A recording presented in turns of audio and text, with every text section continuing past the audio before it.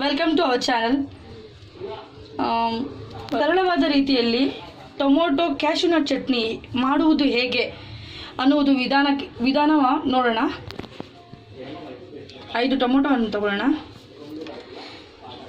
5 ಬೆಳ್ಳುಳ್ಳಿ, ಒಂದು 10 ಗ್ರಾಮ್ ಅಷ್ಟು ಕ್ಯಾಶ್ಯೂನಟ್ಸ್, ಕೊರಿಯಾಂಡರ್, ಸ್ವಲ್ಪ ಕರಿ ಲೀವ್ಸ್, 5 ರಿಂದ 6 ಚಿಲ್ಲಿ, ರುಚಿಗೆ ತಕ್ಕಷ್ಟು ಉಪ್ಪು, ಅರ್ಧ ಹೋಳಿನಷ್ಟು ನಿಂಬೆಹಣ್ಣು ಗಾತ್ರದಷ್ಟು ಹುಣಸೆಹಣ್ಣು, ಒಂದು ಈರುಳ್ಳಿ.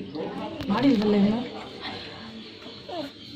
ಇನ್ನು ನಾನು ನಮ್ಮ ಮನೆಗೆ ಎಷ್ಟು ಬೇಕೋ ಅಷ್ಟು ಮಾಡ್ಕೊತಾ ಇದ್ದೀನಿ. ನಿಮಗೆ ಬೇಕಾದರೆ ನೀವು ಜಾಸ್ತಿ ಬೇಕಾದರೂ ಮಾಡ್ಕೋಬೋದು. ಸ್ಟವ್ ಆನ್ ಮಾಡ್ಕೊಳ್ಳೋಣ. 2 ಸ್ಪೂನಿನಷ್ಟು ಆಯಿಲ್. ಟೊಮೊಟೊ ಕಟ್ ಮಾಡಿಲ್ಲ, ನೀನು ಮಾಡಬೇಡ. ನೀವು ಆಯಿಲಲ್ಲಿ ನೀಟಾಗಿ ಫ್ರೈ ಮಾಡ್ಕೋಬೇಕು ಫ್ರೆಂಡ್ಸ್. ನೀವು ಕಟ್ ಮಾಡಿಕೊಂಡು ಟೊಮೊಟೊನ ಆಯಿಲಲ್ಲಿ ನೀಟಾಗಿ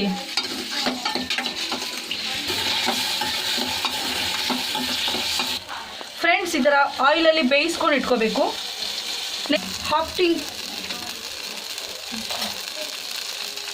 ಈರುಳ್ಳಿ ಹಾಕೋದ, 1/2 ಟೀ ಸ್ಪೂನ್ ಅಷ್ಟು ಆಯಿಲ್ ಹಾಕಿ ಮತ್ತೆ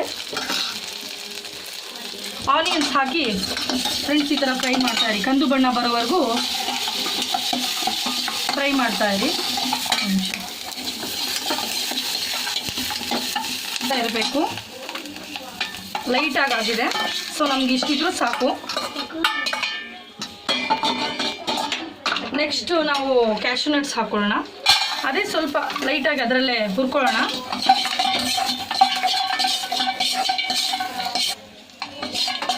ಸ್ವಲ್ಪ ಲೈಟಾಗಿ ಲೋ ಫ್ಲೇಮಲ್ಲಿ ಹುರ್ಕೊಳ್ಳೋಣ ಕ್ಯಾಶ್ಯೂನಟ್ಸ್ನ.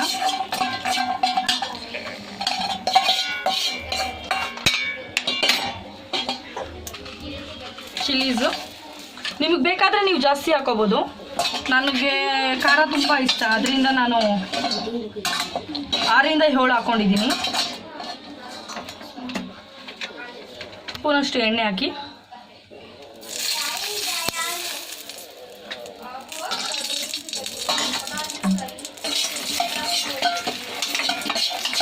ಸ್ವಲ್ಪ ಚಟ್ನಿ ಖಾರ ಇದ್ದರೆ ಚೆನ್ನಾಗಿರುತ್ತೆ. ಲೈಟಾಗಿ ಹುರ್ಕೊಳ್ಳಿ. ನಾನೀಗ ಮಿಕ್ಸಿಗೆ ಹಾಕೋತಾ ಇದ್ದೀನಿ. ಇದು ಹುರ್ಕೊಂಡಿದ್ದೀನಲ್ಲ, ಟೊಮೊಟೊ, ಈರುಳ್ಳಿ, ಕ್ಯಾಶ್ಯೂನಟ್ಸ್ ಅದೆಲ್ಲ ಮಿಕ್ಸಿಗೆ ಹಾಕೋತಾ ಇದ್ದೀನಿ.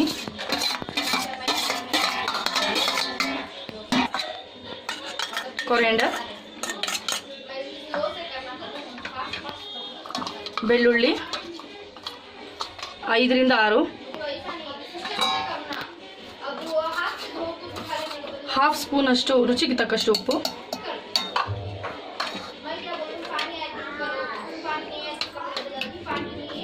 ನಿಂಬೆಹಣ್ಣಿಗಿನ ಅರ್ಧ ಗಾತ್ರದಷ್ಟು ಹುಣಸೆಹಣ್ಣು, ಸ್ವಲ್ಪ ನೀರು, ಸ್ವಲ್ಪ ಮಿಕ್ಸಿಗೆ ರುಬ್ಕೋತೀವಿ. ಇದಾದ್ಮೇಲೆ ನಾವು ಒಗ್ಗರಣೆ ಮಾಡ್ಕೋಬೇಕು.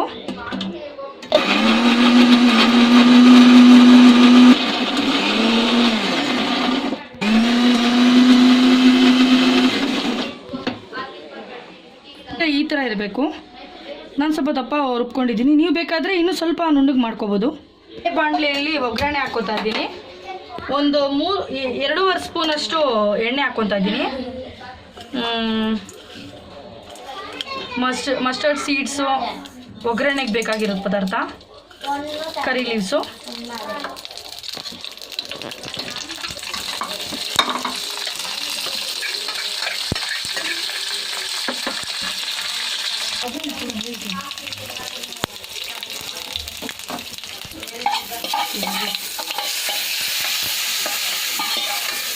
ನೋಡಿ ಫ್ರೆಂಡ್ಸ್ ಎಷ್ಟು ಚೆನ್ನಾಗಿ ಕಾಣಿಸ್ತಾ ಇದೆ, ಎಷ್ಟು ಚೆನ್ನಾಗಿ ಬಂದಿದೆ. ಸೊ ನೀವು ಮನೆಯಲ್ಲಿ ಈ ಥರ ಟ್ರೈ ಮಾಡ್ತೀರಾ ಅಂತ ಅಂದ್ಕೊಂಡಿದ್ದೀನಿ. ಬಟ್ ಕ್ಯಾಶ್ಯೂನಟ್ ಟೊಮೊಟೊ ಚಟ್ನಿ ತುಂಬ ಸೂಪರಾಗಿರುತ್ತೆ. ಟ್ರೈ ಮಾಡಿ ನೋಡಿ. Bye friends.